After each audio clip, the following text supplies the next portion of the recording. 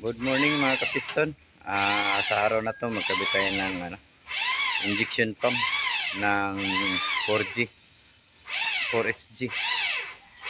Ipapakita ko sa inyo ngayon yung timing sa injection pump at saka yung sa ating makina bago natin ikasa itong injection pump.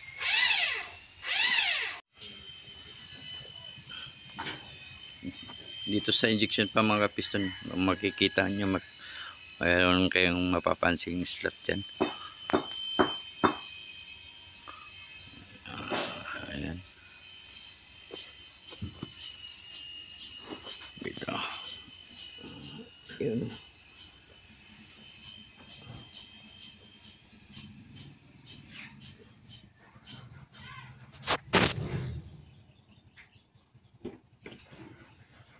Ayan, pagtapat nyo lang yung dalawang slot mga kapiston, slot na ito at saka slot dito.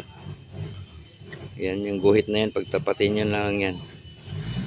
Pag natapat na yan, itapat nyo rin yung timing mark doon sa pulya ng crankshaft. Papakita ko sa inyo ngayon.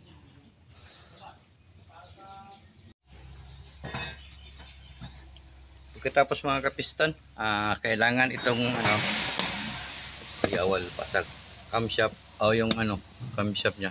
Ayan ang timing. Ayan. Kung napapansin nyo yung tuldok. Ito tuldok na rin. Ayan. Diyan siya nakalagay. Nakalabel dito. Yung point na yan, yung parang ayan tuldok. Ayan, nakikita nyo. Ayan o. Parang butas. Nakalibel siya dito. Tsaka titingnan nyo rin dito sa uno. Gumagalaw ito. Ayan. Dito sa 4. Ito yung intake. Intake begin to open to. Ito close na tong close na tong pa-close na tong exhaust. Tsaka sunod naman, kailangan nyo rin makita yung timing mark dito sa may pulya.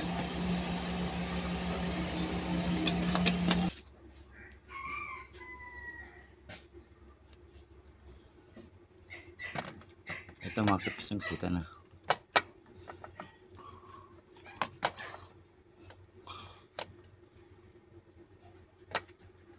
Ayun, mapapansin nyo mga kapiston, mayroong mga guhit dyan. Yung pinakataas na guhit, mayroong dito sa may pulya, mayroon siyang parang isang guhit na medyo malabo.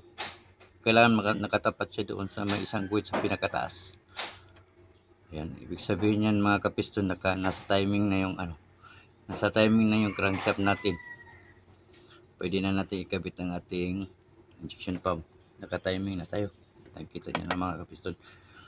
Ayun, yung nag-comment sa atin na hindi nakita yung pag-timing ng injection pump bago ikabit. Ito na 'yon.